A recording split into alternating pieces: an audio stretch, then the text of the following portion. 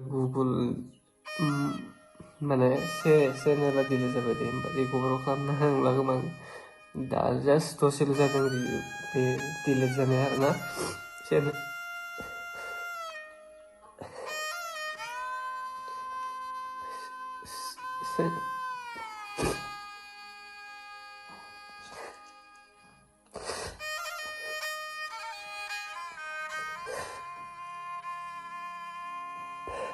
सानथाम सानब्रैयानो जाबायमोन regular video upload खालामबाय थानो मोनैया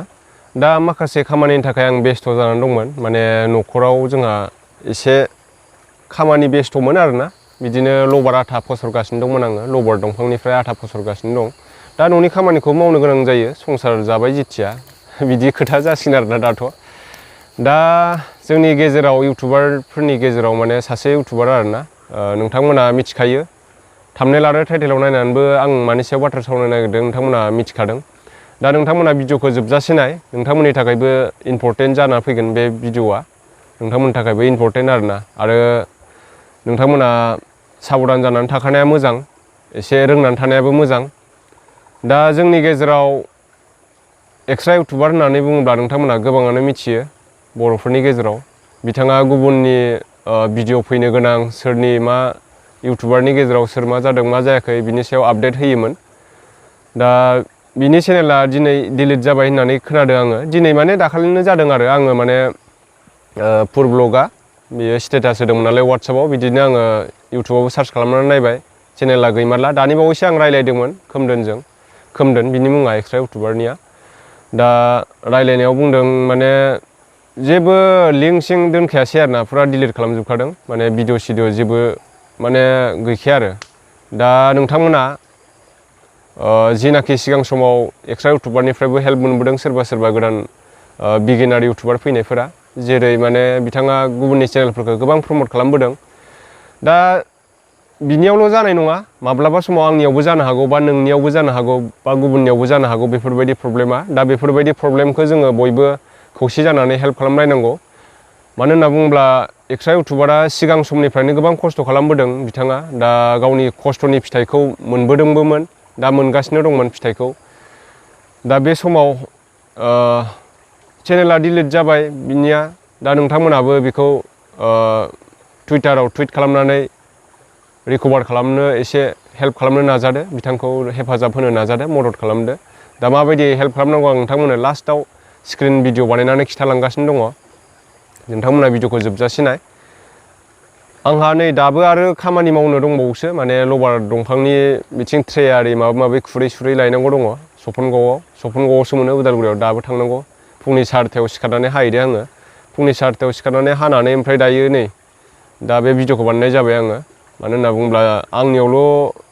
नङा बियो गुबुननियावबो जानो हागौ मालाबा समाव बा एक्सट्रा इउटुबारनाव जाबाय दिनै गाबोन सोरनियावबाबो जानो हागौ दा एफा खस्थ' खालामबोबाय सिगां समनिफ्रायनो 100K साबस्क्राइबारबो कमप्लिट खालामबाय बिथिंजाय सिलभार प्ले बाटनबो मोनबाय आरो एसे एनै रांबो मोनबाय थायो दा बेफोर चेनेलफोरा डिलिट जायोब्ला बयबाबो गोसोआव दुखु मोनखागोन नङा होमब्ला हमनानै ला नोङो माबा मोनसे जब मावबाय थादों जबनिफ्राय नोंखौ रिजाइन खालामोब्ला सासपेन्ड खालामोब्ला माबा मोनसे भुलनि थाखाय दा बयबाबो दुखु मोनगोन ना हमनानै ला नोङो जबनिफ्राय रिजाइन खालामजाबाय नों मा खालामनानै जागोन बेफोरबायदि साननाय जायो आरोना दा नों मा खालामगोन बेफोरबायदि जायो दा सोरबा गिदिर मानसिनि आखाइ थायोब्ला बा बयबो सापर्ट खालामलायोब्ला बे माने मोनफिनगोनखौ आं नुहुरो आरोना बेनि जिनाखि एक्सट्रा इउटुबारनि इउटुब चेनेलखौ दा नोंथांमोनाबो सापर्ट खालामलायदो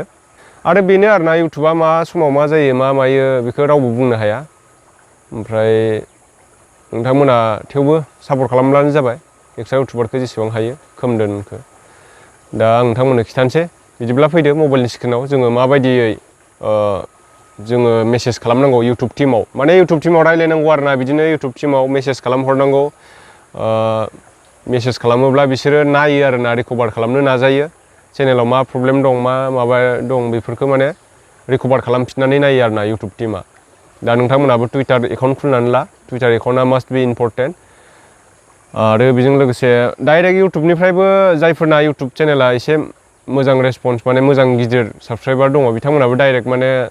इउटुब टिमजों रायज्लायहरनो हायो आरो टुइटाराव माबा खालामालासिनो इउटुबजोंबो डाइरेक्ट मेसेज खालामहरनो हायो आरो दे बिदिब्ला फैदो मबाइलनि स्क्रिनाव जोङो बोरैहाय टुइट खालामनांगौ आं नोंथांमोननो खिथानोसै थ' नोंथांमोनाबो जुदि टुइटार खुलिनानै लायाखैबा टुइटार खुलिनानै लाब्लानो जाबाय बेनिफ्राय टुइटाराव फैदो टुइटाराव फैनानै नोंथांमोना नैबे गोजौआव टप साइडआव सार्चआव थुनानै नैबे टिम इउटुब लिरबानो जाबाय आं सिगाङाव लिरखानाय नालाय नै फार्स्टआवनो फैखाबाय नोंथांमोना नैबे फलोवार्सखौ नायनो हागोन 1.4 मिलियन फलोवार्स दङ बेनिफ्राय नोंथांमोना नैबे प्लासाव थुनानै बेनिफ्राय नैबे टुइटआव थुनानै होबानो जाबाय टुइटआव थुनाय लोगो लोगो गोजौआव माने @इउटुब टिम बिदिनो फैगोन बेनिफ्राय नोंथांमोना नैबेहाय लिरब्लानो जाबाय बिदिनो माइ चेनेल नोंथांमोननो मा लिरनांगौ आं लिरजोबनानै देखायग्रोनोसै थ' नोंथांमोनाबो बिदि लिरब्लानो जाबाय टुइटाराव माइ चेनेल इज सासपेन्डेड उइदाउट एनि रिजन प्लिज हेल्प मी माइ हल फेमिलि डिपेन्डेड इन इउटुब मानि माने आङो इउटुबजोंनो सालायोमोन न'खरखौबो गासिबो इउटुबनि फैसाजोंनो बेफोरबायदि लिरब्लानो जाबाय होमबाना माने थाब नायसनो आरोना इउटुब टिमा थाब माने रिकभार खालामनानै होयो I know all YouTube rules I am working in YouTube as a creator last 3 years please give me back my channel link होननानै माने बे चेनेलनि लिंकखौ होब्लानो जाबाय आरोना दायो आङो कपि खालामनानै लाबोनोसै एक्सट्राया आंनो हरखादोंमोन नालाय दा आङो इउटुबाव माखासे नागिरबाय बिनि चेनेलनि लिंकखौ दा मोनला दा गावनावल'सो दंसैमोन फेसबुक पेजनिफ्राय बियो हरबाय आंनो दा बेवहाय माने बुंदों आरोना गासिबो आङो फल' खालामजोबोमोन इउटुबनि रुल्सफोरखौ बिदि होननानै लिरनांगौ आरोना ओमफ्राय दायो आं बेखौ कपि खालामनानै लाखादोंमोन नालाय बिनिफ्राय आङो दायो कपि खालामफिननोसै कपि खालामनाया जायाखैबो जानो हागौ बेनिफ्राय आं दायो कपि खालामबाय नैबे थुनानै आं कपि खालामनानै नैबेहाय लाबोफिनसै नैबे माइ लिंकआव थुबाय बिदिनो पेस्ट खालामनानै होबाय आरोना ओमफ्राय डाइरेक्ट नैबे टुइटआव थुनानै होब्लानो टुइट थांसिगोन बियो नोंथांमोना बिदिनो टुइट खालामना होदो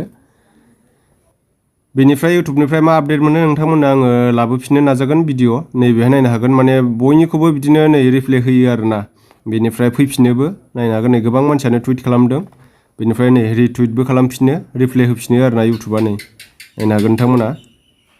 बिदिनो बयबो सोरबा चेनेल हेक जानाय सोरबा माबा मोनसे प्रब्लेमनि थाखाय माने इउटुब टिम दंखायो नालाय नोंथांमोना टुइटाराव इउटुब टिम सार्च खालामब्लानो जाबाय बेनिफ्राय टुइट खालामनो हागोन आरोना